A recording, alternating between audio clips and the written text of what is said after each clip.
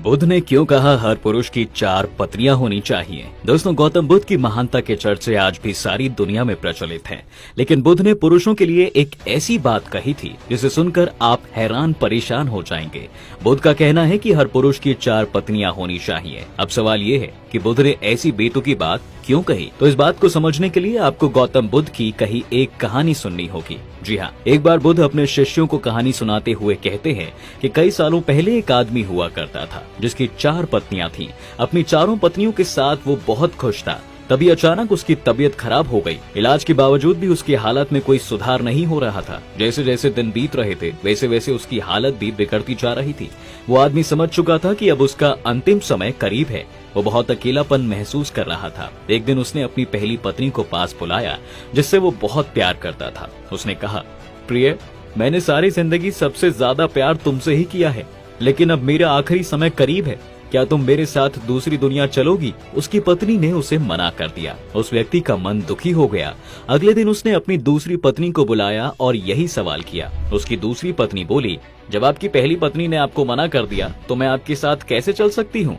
आप मुझे यहाँ सिर्फ अपने स्वार्थ के लिए लाए थे। प्रेम तो आप अपनी पहली पत्नी से ही किया करते थे।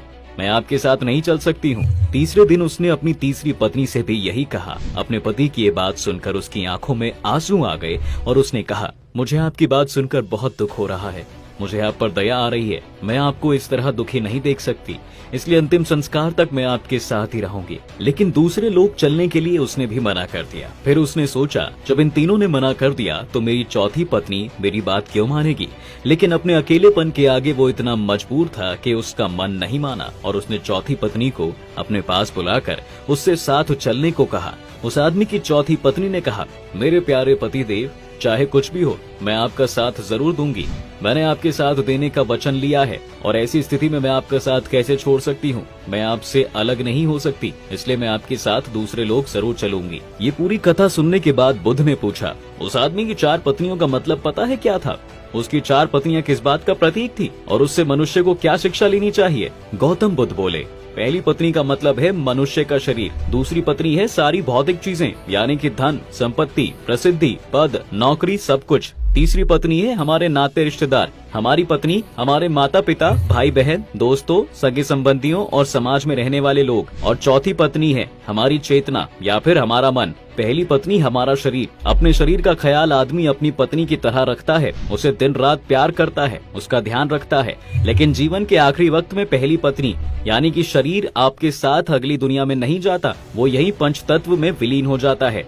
दूसरी पत्नी यानी भौतिक चीजें, धन, दौलत, मान, सम्मान, पद, नौकरी, जिसे पाने के लिए आदमी सारी जिंदगी मेहनत करता है, लेकिन अंतिम समय में ये सब हमारे साथ नहीं देते।